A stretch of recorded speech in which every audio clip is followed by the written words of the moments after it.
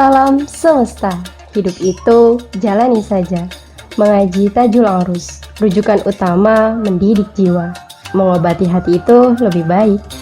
Sahabat, kalian tahu tidak bahwa amal sedikit yang kita lakukan tetapi disertai dengan ketaatan dan keikhlasan jauh lebih baik daripada amal yang banyak tetapi diliputi oleh rasa sombong, riya, pamer, ingin dipuji, dan sebagainya, sehingga amal-amal yang sudah kita lakukan tersebut tidak diterima oleh Allah. Percuma bukan sahabat? Sudah banyak ibadah-ibadah yang kita lakukan tetapi ternyata tidak diterima oleh Allah Subhanahu wa Ta'ala.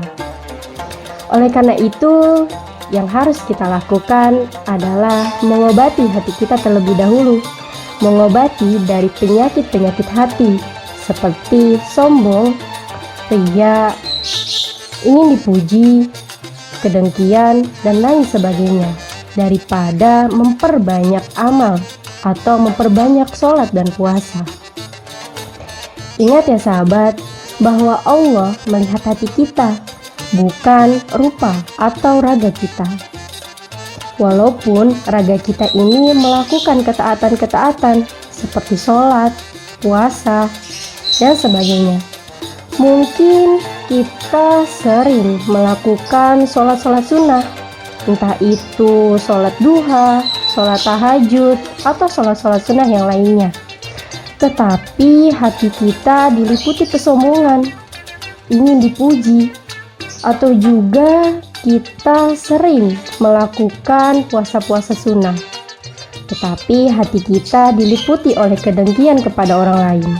Atau kita melakukan zikir dan menghitungnya sampai puluhan ribu.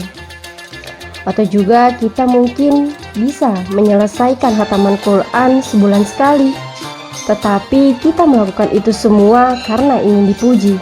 Jadi semua yang kita lakukan tersebut adalah sia-sia. Sehingga Ibnu Athaillah dalam hikmahnya berkata, orang yang hatinya sibuk mengingat Allah serta berupaya mengobati nafsu yang mempengaruhi hatinya jauh lebih baik daripada memperbanyak sholat dan puasa. Sahabat, ketika kita mengobati luka di tubuh kita akan terasa perih, bukan? Begitu juga saat kita mengobati hati kita, akan ada rasa perih atau tidak terima. Itu adalah ego atau nafsu yang tidak terima. Kita harus merasakan perih itu agar penyakit di dalam hati kita akan segera hilang. Sehingga Rasulullah SAW bersabda, mengikuti syahwat itu penyakit dan mengingkari nafsu adalah obatnya. Sudah jelas kan sahabat bahwa kita harus mengingkari nafsu kita. Jangan biarkan nafsu sebagai pemimpin dari hati kita.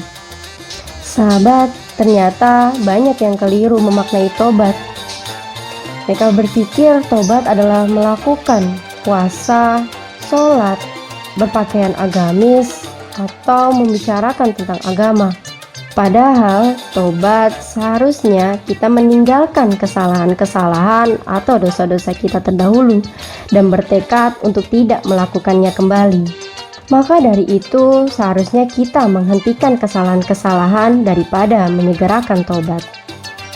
Sahabat, jangan sampai kita merasa diri kita sudah baik, suci, atau merasa paling benar karena melakukan banyaknya ibadah, sehingga kita meremehkan orang lain dan menghina mereka.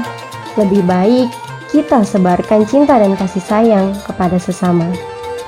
Wallahu a'lam. Sekian, hidup itu jalani saja. Salam semesta.